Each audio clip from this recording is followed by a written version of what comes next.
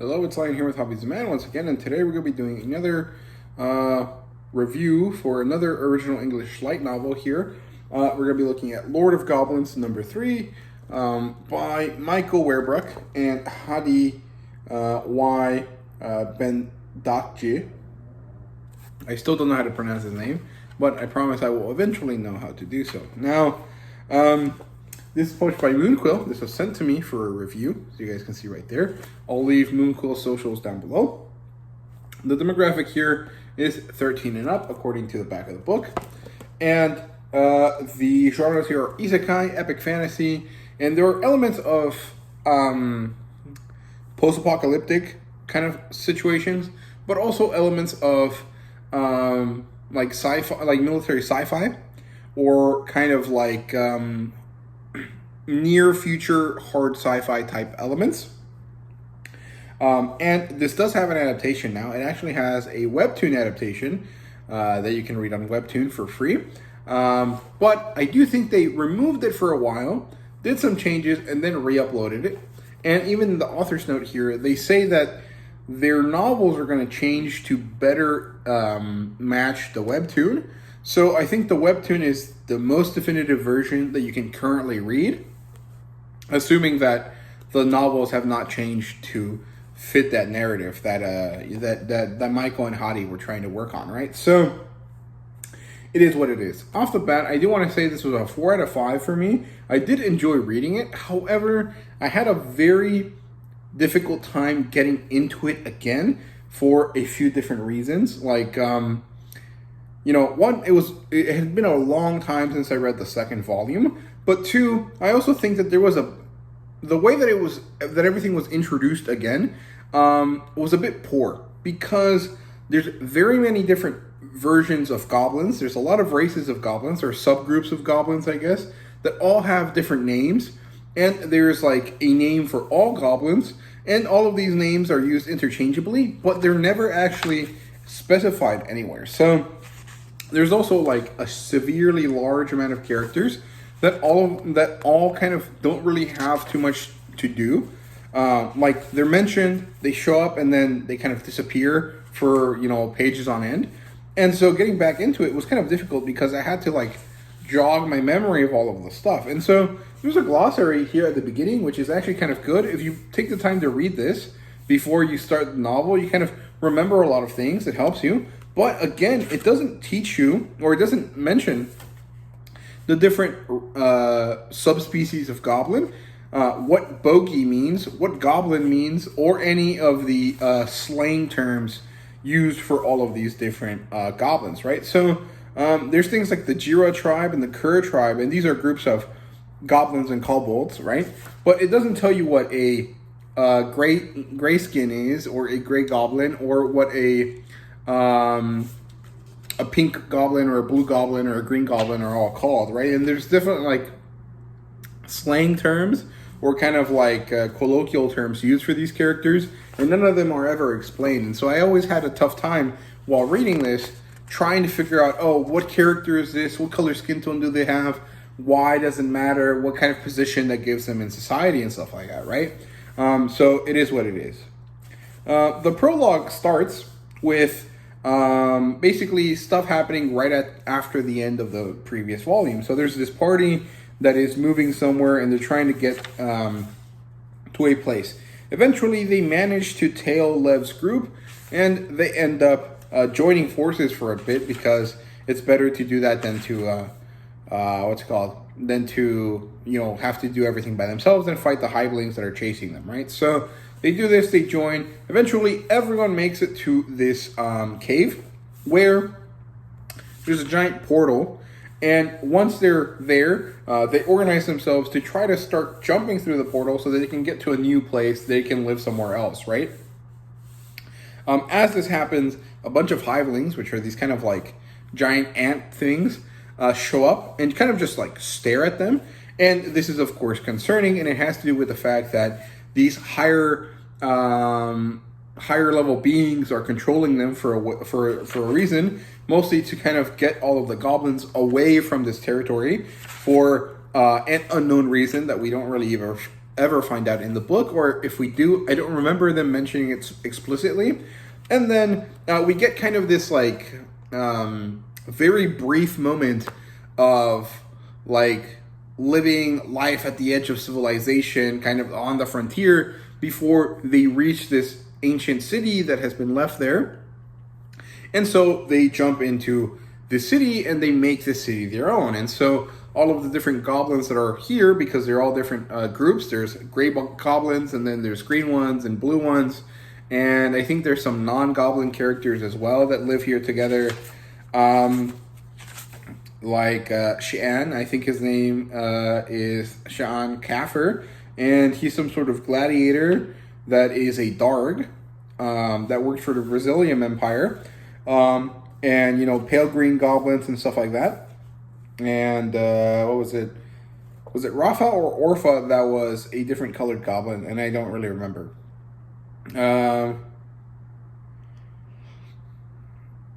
I don't know, but you know, basically, there's a lot of different goblins, and so this causes internal strife. And so, what follows is mostly a book following a very simplified kind of kingdom building, government building, empire building type plot line, where they all organize, they have to deal with the repercussions of moving to this place, they have to deal with the fact that this place has creatures that are clearly hostile for them, and then dealing with the politics of Lev and Volkner and Varga and all of these other characters, right? And Verga, and you know, and all of these different characters that are all kind of vying for attention. Some of them for the sake of Lev, some of them for their own kind of preference and stuff like that. And so we get that happening, and we get this kind of democratic vote where Lev doesn't end up winning because he got outplayed, and now there's new problems that arise from that, right? And so then we also have some more kind of like frontier-esque things happening where Lev takes a group out to you know, try to track down some information, some stuff, and what they find is some groups of intelligent beings, some of them that look like these creepy Wendigo things that you can see right there, and some that look like bird people with masks on. And so they have to battle these Wendigo things. They come back to the city, and when they come back, you realize that the city was actually attacked by elves. And so there's all sorts of stuff happening here, and it was generally really enjoyable once I got past the first 50 or so pages and kind of got back into the world. However, I do have some slight problems, and I think these problems have to do with the way that they were rewriting things, or it might have been something that just slipped past Michael and Hadi, and something that they didn't really kind of think about. And the thing is that Lev used to be a human, right? And he took over the body of, what's his name? Gorza, I think? Let me double check. Of Gurm the bogey. And he took this guy over. He learned that there's this new, you know, situation going on with him. And then in this book, they actually end up having these sort of first contact situations with a lot of races, right? Of course, they have a first contact that ends up hostile with the Wendigo creatures, which they call behemoths. They have a kind of neutral first contact with these characters called, well, actually, I don't think they have a name yet, but they're the bird people, right? And there's two different versions of them. There's like naturally occurring ones, and ones made out of magic that turn to ash.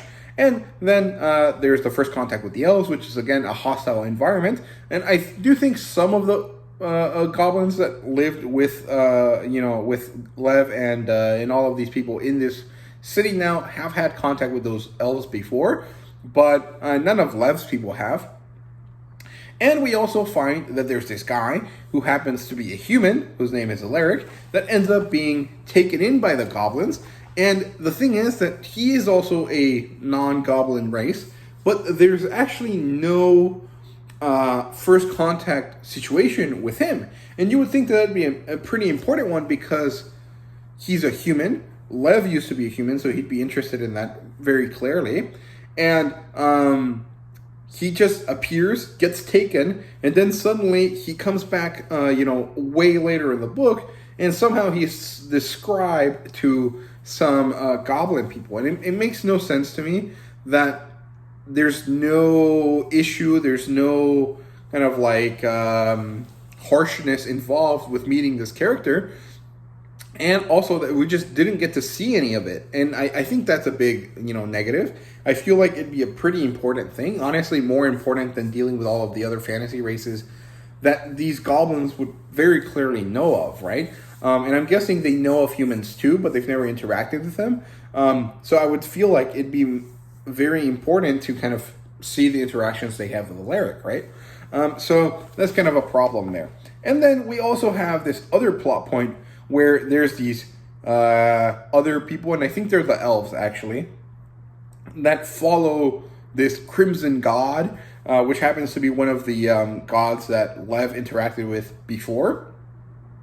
And he's leading people into battle, or like he's leading people mentally into getting them to want to do battle. And so there's these like elven conquerors that are trying to do all of this stuff, right? And it's a little bit confusing, honestly, but overall it kind of works. I think there's a lot of good world building here, but like I said, it wasn't very balanced because you have all of these different first contact stories, and then the one that I think is probably the most important doesn't get any development at all. So I think there was a miss there. But otherwise, I think the plot line is good. The characters are pretty good. There's nothing really new for any of the characters we know, although Virga finally manages to one-up Lev, which is good for him. We get introduced to Yotel and Alaric, and then the world building is huge but unbalanced, and there's no fan service, and the art style that is used here is a little bit different from what I remember, but it's pretty good, actually. This reminds me a bit of the art style that is used in the Slime Isekai, because it kind of has this like scratchy but kind of very methodical kind of look to it, and it focuses mostly on creature design, right, instead of like the characters. But there are some character things, and this might actually just be straight from the webtoon. I'm not really sure. It does feel like a very clear situation happening. Let's see if there's any other ones. I can freely show you these because I doubt Mooncool's gonna flag my video down, right? So here's the Wendigo creatures, the behemoths, and I think that's Lev there getting ready to fight it. So yeah, the art style's pretty good. I like it. I don't know how the webtoon looks yet. I haven't had the time to go and read it, but overall, I think this is a pretty good book. That big miss there with the world building in terms of the interaction with the human is a big negative, but overall, I found this enjoyable. I definitely recommend you guys check out this series if you haven't yet. And let Mooncool know that I sent you guys if you do buy it and review it on Amazon and stuff like that. So yeah, that's really all I have to say for Lord of Goblins here. So there you go. That's all there is to it. And yeah, see you guys in the next video.